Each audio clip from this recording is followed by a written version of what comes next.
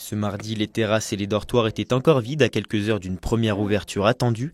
Les nouveaux propriétaires, Nicolas, Julie et Lénie, 6 ans et demi, peaufinent les derniers préparatifs. Leur refuge, perché à 2000 mètres d'altitude, proche de la station des saisies, accueillera randonneurs et autres visiteurs. Cela fait maintenant plusieurs mois qu'ils rénovent et personnalisent leur nouvelle activité. Un réaménagement très prenant, mais voulu par ces deux passionnés de la montagne. On a fait presque 30 jours d'affilée. Tous les jours, mon chéri, lui, il aime bien travailler la nuit, donc il travaillait même la nuit. Mais en heure, je suis incapable de te dire, c'est démentiel. Mais bon, au moins, on aura quelque chose, et on voulait quelque chose qui nous ressemble et où les gens sont bien. Je pense qu'on a commencé à monter fin avril, avec notre fameux traîneau. Un traîneau nécessaire sur des pistes enneigées pour acheminer tous les matériaux et objets jusqu'au refuge. Les hôtes ont déjà une bonne idée du public qu'ils vont accueillir et veulent maintenir cet esprit convivial. La plupart des randonneurs, c'est une nuit. Comme on est sur le tour du Beaufortin, ils s'arrêtent, ils font des étapes à chaque refuge. Et en général, c'est une nuit. On a quelques personnes qui vont y rester de nuit parce qu'ils sont, on va dire, plus âgés. Et du coup, ils veulent faire, rester dans le coin et faire les petites balades dans le coin, que ce soit le pied-à-terre. On reste un refuge, donc c'est de la bonne cuisine familiale, quoi. C'est partager un moment tous ensemble.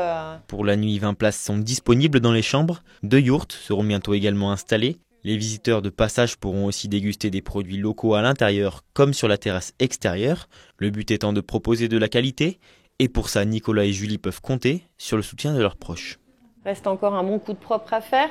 Puis les copains, ils nous aident vachement. Enfin, franchement, on est hyper bien entourés. Tous les potes sont hyper motivés. Encore hier, il y en a un qui est passé, qui nous dit « mais si t'as besoin de matériel et tout » parce qu'il a un resto. Il nous a dépanné par exemple toutes les assiettes parce qu'on n'en avait pas assez. Il nous donne des petits tips aussi.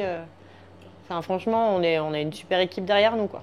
Au-delà d'une simple ouverture, c'est un projet symbolique qui se concrétise pour les deux gardiens de refuge.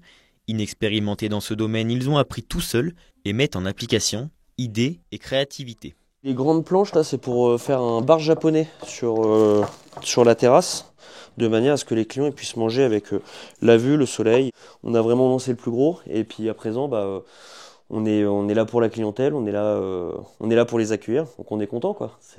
Ça se concrétise. Ah là, c'est la toute première ouverture, aussi bien dans nos parcours professionnels différents avec Julie, on avait bien des ouvertures et ainsi de suite, mais là c'est pour nous, c'est notre bâtiment, c'est notre société, c'est notre exploitation, ça change tout. Et de plus, dans un cadre idyllique, c'est beau, quoi, c'est beau. On crée quelque chose qui est franchement super sympa. Ouvert depuis ce mercredi, le refuge de la Croix-de-Pierre enregistre déjà plusieurs réservations. À 2 pas du massif du Mont-Blanc, il devrait devenir l'un des points de passage incontournables du Beaufortin.